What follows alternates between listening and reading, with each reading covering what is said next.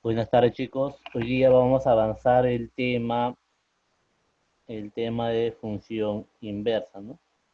Para ello tenemos que saber lo que es una función inyectiva, sobreyectiva y biyectiva, ¿no?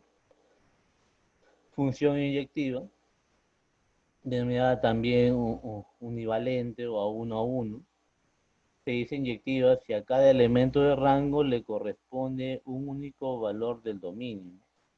Es decir, si es inyectiva, sí, solo sí, digamos, dos elementos pertenecen al dominio de F, dando a entender que son diferentes, entonces F de X1 va a ser diferente a F de X2. O también lo podemos definir de la siguiente manera.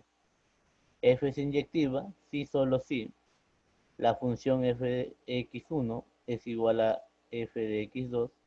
Voy a demostrar que X1 es igual a X2, ¿no? Al demostrar que X1 es igual a X2, ya sería una función inyectiva. Vamos a dar un ejemplo. Demostremos que f de x igual a 3x menos 2 es inyectiva. Muy bien. Entonces, vamos a igualar sea x1 y x2 que pertenezcan al dominio, de modo que f de x1 es igual a f de x2, ¿no? Lo reemplazamos ahí y tendríamos 3x1 menos 2 es igual a 3x2 menos 2, ¿no? Estamos igualando las dos funciones. En este caso, el menos 2 con el menos 2 se va a eliminar. Me quedaría 3x1 igual a 3x2. Simplificamos también, eliminamos el 3, tercia, tercia, y nos quedaría x1 igual a x2. Por lo tanto, f de x es inyectiva, ¿no? Está demostrado.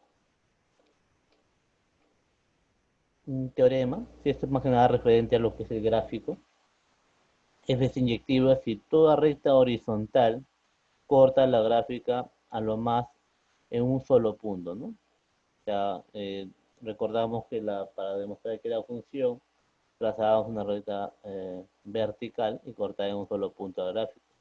Ahora, con respecto a función inyectiva, aparte de cumplir esa propiedad, también si es que trazamos una recta horizontal que es paralela al eje X, tiene que cortar en un solo punto al gráfico. Tenemos ahí un ejemplo, trazamos una recta horizontal y corta en un solo punto. Por lo tanto, f es inyectiva.